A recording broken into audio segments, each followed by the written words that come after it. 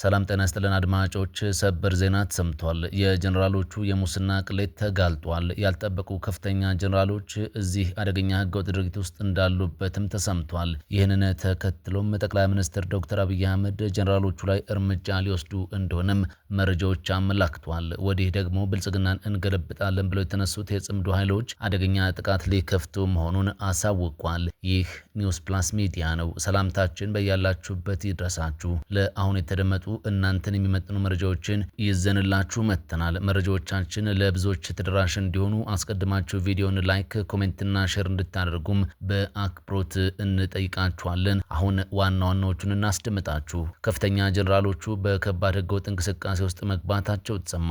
ወታደራዊ መኮንኖቹ በአደገኛ የሙስና ቅሌት ተጠርጥረው ምርመራ እየተደረገባቸው እንደሆነ መረጃዎች ጠቁመዋል። ከቻይና ዱባይና ሳውዲ ባለሀብቶች ጋር በመሆን ይህንን ስራ ሲሰሩ መቆየታቸውም ተሰምቷል። ይህንን እንቅስቃሴ የደረሰበት የጠቅላይ ሚኒስትር ጽህፈት ቤት እርምጃ ሊወስድ እንደሆነም ተሰምቷል። በዝርዝር የምናስደምጣችሁ ይሆናል። ህወሓት ችግር ገጥሞታል።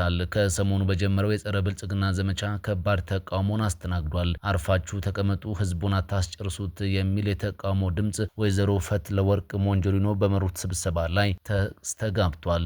ሞንጆሪኖ ለዳግም ጦርነት ከመሰለፍ ውጭ አማራጭ የለም የሚል የጭካኔ መልስም መስጠታቸው ታውቋል። አንድ የህወሓት ማዕከላዊ ኮሚቴ አባል በበኩላቸው ብልጽግና አሰብን እንዳያስመልስ እንቅፋት ሆነናል የሚል አነጋጋሪ አስተያየት ሰንዝረዋል። ይህንንም እናስደምጣችኋለን። የፋኖ ኃይሎችና የኦሮሞ ነጻነት ሰራዊት ለህወሓት አብረን እንስራ ጥያቄ ምላሽ መስጠታቸው ተሰምቷል። ፋኖ አብሬ ለመስራት ዝግጁ ነኝ ሲል፣ የኦሮሞ ነጻነት ሰራዊት በበኩሉ በትብብር እየሰራ እንደሆነ አሳውቋል። ተባብረን እንጥላችኋለን፣ በቅርቡ የጋራ የተቀናጀ ጥቃት እንከፍታለን ሲሉም አውጀዋል ተብሏል። የተወደዳችሁ የቻናላችን ቤተሰቦች እነዚህና ሌሎች ዝርዝር መረጃዎችን እናስደምጣችኋለን።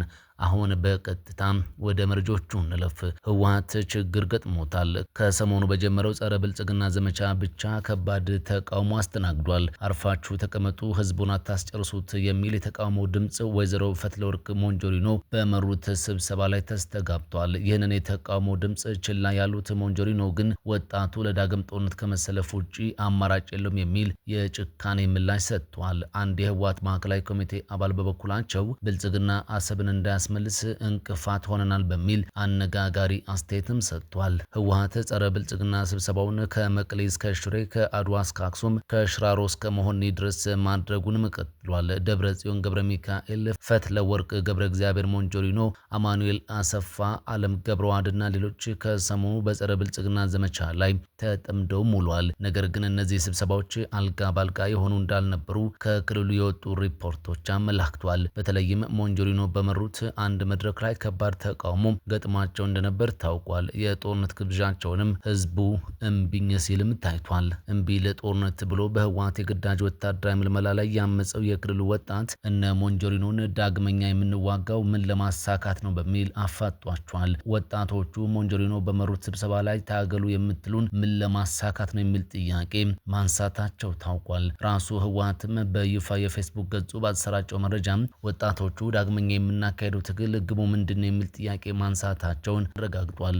አመራሯ ለዚህ ጠንካራ አስተያየት የሰጡት ምላሽም አሁን የገጠመንን አደጋም እንደ ህዝብ ተሰልፈን ለመመከት ነው የሚል ሆኗል። ህልውናችንን በብልጽግና መቃብር ላይ እናረጋግጣለን ብለው ጦርነት ያወጁት የህወሓት አመራሮች ወጣቱ ለዳግም ውጊያ ከመሰለፍ ውጪ አማራጭ እንደሌለው አስረግጠው እየነገሩት ይገኛል። አስቀድሞ የነቀው ወጣት ባገኘው አማራጭ ከትግራይ ወጥቶ አዲስ አበባን ጨምሮ በተለያዩ አካባቢዎች ለመኖርም ተገዷል። በርካታ ወጣቶች አስቀድመው እምቢ ለጦርነት ብለው የሸሹ ቢሆንም መውጫ አጥተው የቀሩ ወጣቶች የግዳጅ ወታደራዊ ምልመላም ሰለባም ሆነዋል። መውጫ አማራጭ አጥተው የቀሩ ወጣቶችና እናቶች የህወሓትን የግዳጅ አፈሳ አጥብቀው በመቃወማቸው እነ ሞንጆሪኖ ድንጋጤ ውስጥ እንዲገቡም አድርጓል።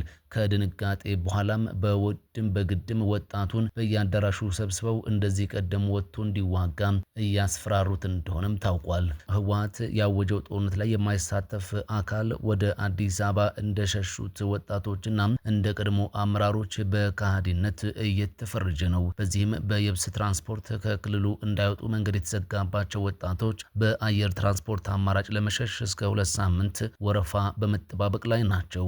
ይህ በእንዲህ እንዳለ በሰሞንኛው ስብሰባ ላይ አንድ የህወሓት ማዕከላዊ ኮሚቴ አባል አሰብ ወደ ኢትዮጵያ እንዳይመለስ እንቅፋት ሆነናል የሚል አነጋጋሪ አስተያየትም ሰንዝረዋል። አንድ የህወሓት ከፍተኛ አመራር አሰብን ተቆጣጥረው ኢሬቻ ቀይ ባህር ላይ እናከብራለን ያሉትን ብልጽግናን አሰናክለነዋል ብለዋል። የጠቅላይ ሚኒስትር አብይ አህመድ አስተዳደር በይፋ ጥያቄ ባነሳበት ባለፉት 2 ዓመታት አሰብን ያልተቆጣጠርነው ከሻዕቢያ ጋር ጽምዶ ስለፈጠር ነው ሲሉም ሴራቸውን ራሳቸው አጋልጧል። በቀጣይ የፋኖ ኃይሎችና የኦሮሞ ነጻነት ሰራዊት ለህወሓት አብረን እንስራ የሚል ጥያቄ ምላሽም ሰጥቷል። ፋኖ አብሬ ለመስራት ዝግጁ ነኝ ሲል የኦሮሞ ነጻነት ሰራዊት በበኩሉ በትብብር እየሰራ እንደሆነም አሳውቋል። ተባብረን እንጥላቸዋለን፣ በቅርቡ የጋራ የተቀናጀ ጥቃት እንከፍታለን ሲሉም አውጇል። በሰሜን ኢትዮጵያ ጦርነት መልሶ ሊከሰት ይችላል በሚል በርካቶችን ባሰጋበት በዚህ ሰዓት ህዝባዊ ወያነ ሓርነት ትግራይ ወይም ህወሓት የኢትዮጵያ ፌዴራል መንግስትን ከሚቃወሙ ከተለያዩ የታጣቂና የፖለቲካ ኃይሎች ጋር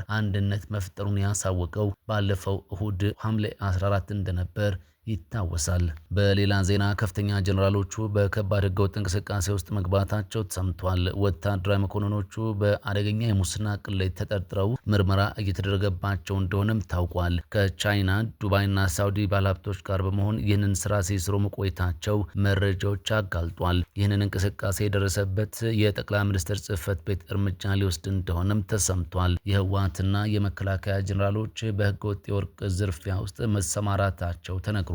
የአቶ መለስ ዜናዊ ልጅ ስምሃል መለስ ዜናዊ ከቀናት በፊት ይህንን ጉዳይ በዝርዝር አጋልጣለች። ስምሃል በትግራይ የወርቅ ማዕድን ዘረፋ ዙሪያ እጅግ አስደንጋጭ ነው ያለችውን መረጃም አጋልጣለች። ከፕሪቶሪያ ሰላም ስምምነት በኋላ የትግራይ ሰራዊት ቲዲኤፍ ጀነራሎቹ ከኢፌዴሪ መከላከያ ሰራዊትና ከኤርትራ ኃይሎች ጋር በመሻረክ በወርቅ ማዕድን ቁፋሮና ንግድ ላይ በከፍተኛ ሁኔታ ተሰማርተው ኢንቨስት እያደረጉ መሆኑን ገልጻለች። ስምሃል ጀነራሎቹ ለገዛ ሆዳቸውና ጥቅማቸው ብለው ከኢትዮጵያ መከላከያ ሰራዊት ጋር አብረው መስራት ከቻሉ ታዲያ ለምን ለዘላቂ ሰላም ሲሉ አብሮ አይሰሩም ሲሉም ጠንካራ ትችቷን አቅርባለች። በዚህ በቲዲኤፍ ጀነራሎችና በኤርትራ ኃይሎች መካከል ባለው ድብቅ የወርቅ ንግድ ግንኙነት ውስጥ ዋናው አስተባባሪ የህወሓት ጽህፈት ቤት ኃላፊ ፈትለወርቅ ገብረ እግዚአብሔር ሞንጆሪኖ ወንድም የሆነው ዳዊት ገብረ እግዚአብሔር መሆኑን ስምሃል አጋልጣለች። ነጋዴው ዳዊት ገብረ እግዚአብሔር ከዚሁ ከኤርትራ ጋር ካለው ድብቅ የወርቅ ንግድ ትስስርና የገንዘብ ዝውውር ጋር በተያያዘ በዱባይ ከተማ ለጥቂት ጊዜ ታስሮ እንደነበርም ስምሃል መለስ በቃለ ምልልሷ ላይ አንስታለች። ውድ የኒውስ ፕላስ ቤተሰቦች ለዕለቱ የተዘጋጁ መረጃዎች እነዚህን ይመስሉ ነበር። መረጃዎቻችንን እስከ ፍጻሜ ድረስ እያደመጣችሁ አብራችሁን ስለቆያችሁ ከልብ እናመሰግናለን። መልካም ቀን